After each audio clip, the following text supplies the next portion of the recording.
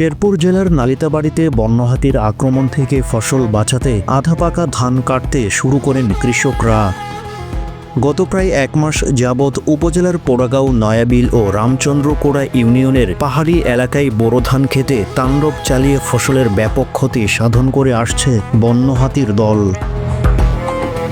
সরেজমিনে গিয়ে দেখা যায় উপজেলার পোড়াগাঁও ইউনিয়নের বুরুন্ডা কালাপানি গ্রামের পাহাড়ি গোপে কৃষক কৃষানীরা দল বেঁধে তাদের আধা পাকা বোরো ধান কাটছেন। তারা জানান প্রায় 40 থেকে 50টি বন্যহাতি প্রতিদিন পরন্ত বিকেলে খাবারের সন্ধানে বোরো ধান খেতে নেমে এসে ধান খেয়ে ও পা দিয়ে মারিয়ে তা বিনষ্ট করে। এতে তাদের ফসল ঘরে তোলা অনিশ্চিত হয়ে পড়ে। তাই যেসব ঝুঁকিপূর্ণ এলাকার ক্ষেতের ধান পাকতে শুরু করেছে সেসব ধান কাটা শুরু করছেন তারা। পাহাড়ি সীমান্ত এলাকায় বন্যহাতি অত্যাচারে আমরা রাতে ঘুমাতে পারি না। রাত সারা রাত জায়গায় ধান ক্ষেত পাহারা দেই, আবার কাঁচা ধানি কাটা ফেলাতে বিশাল অত্যাচার করতেছে।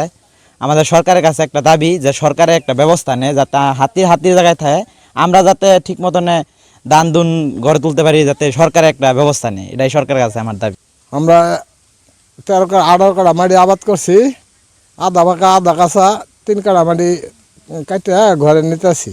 আর কাঁচা কারণ যেতেছে না, হাতির ভয়ে কারণ যেতেছে না। সারা রাত পহারা দেই, বইতে হি ঘুম জায়গা আরো পিন্দা কুলাইতেছে না। এখন সরকারের একটা ব্যবস্থা নিলে আমাদের লেগে গরিব মানুষ চাষির লেগে একটু সুবিধা হইতো। পাহাড়ে হাতির এলাকা থাকি, আমরা আবাদ করি, আবাদ করলে কি ঠিক মতন আমরা আবাদ ফসল ঘরে নিতে পারি না। হাতির জ্বালা ধান না পাকতেই আমরা কাটতে হয়। আঙ্গর খুব কষ্টের দিন কাল যাইতেছে, সারা রাত আমরা ঘুমাইতে পারি না, খুব ঘুমের খুব কষ্ট। রাত্রে অঘুমা থাকলে দিনে তো কিন্তু কাজ করতে পারি না। আমরা খুব দরিদ্রের মধ্যে আছি, খুব অভাবে আছি, খুব কষ্টে ভোগ করতেছি। সরকারে যদি আঙ্গর এই ব্যবস্থাটা করতো তাহলে আঙ্গর সহায়তা হইতো, ভালো হইতো। এই হাতি জ্বালায় করে। এখন যদি আমরা ধান না কাটা হয় আমাদের, তাহলে দেখবেন যে রাতারাতি হাতি খায়ালতাছে বা করতেছে।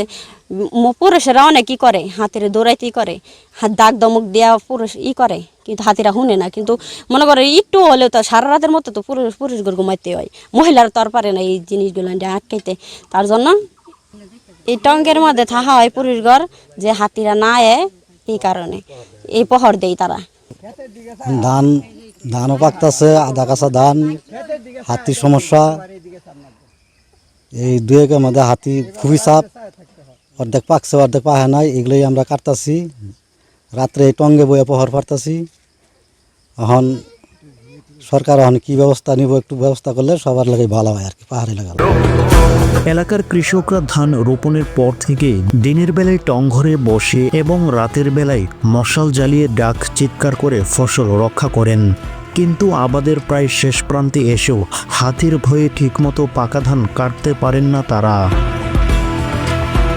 হাতি ও মানুষের দ্বন্দ্ব কমাতে কাজ করছে বন বিভাগ ও প্রশাসন। পাশাপাশি গারো পাহাড়ে হাতির পর্যাপ্ত খাবার ও চলাচল নির্বিঘ্ন করতে মানুষকে সচেতন করতে হচ্ছে বলে জানান জেলার শীর্ষ কর্মকর্তা। আসলে হাতি মানুষের দ্বন্দ্ব পুরাতন, এ বিষয়ে আমরা বিভিন্ন সময় সভা সেমিনার করছি, মানুষকে সচেতন করার চেষ্টা করছি। মানুষের হাতি তো তার পথে আসবেই, এখন হাতি যাতে খাবার পায় তার পথটা যেন ক্লিয়ার থাকে, এই জন্য মানুষকে বোঝানোর চেষ্টা করছি। একইভাবে আমাদের বনের মধ্যে হাতির খাবার সেগুলো নষ্ট হয়ে যাচ্ছে, মানুষ নিজেদের প্রয়োজনে বিভিন্ন শাকসবজি লাগাচ্ছে, এগুলো যাতে বন্ধ হয় সে চেষ্টা করছি। এবং হাতিকে না মেরে হয়তো তাদেরকে কোনোভাবে আমরা যাতে আটকাতে পারি, এই জন্য আমরা টর্চ লাইট দিয়েছি, আমার কেরোসিন দিয়েছি আলোর ব্যবস্থা করার জন্য, মানুষকে সচেতন করছে। এবং বন বিভাগের নিজস্ব টিম আছে, তারা মানুষকে সচেতন করার কাজ করে যাচ্ছে। অন্যদিকে বন্যহাতির আক্রমণে কেউ নিহত হলে 3 লাখ, আহত হলে 1 লাখ ও ফসলের ক্ষতির জন্য 50,000 টাকা করে ক্ষতিপূরণ দিচ্ছে সরকার। তাই বন্যহাতিকে উত্তপ্ত না করে নিরাপদ দূরত্বে অবস্থান করার পরামর্শ বন বিভাগের।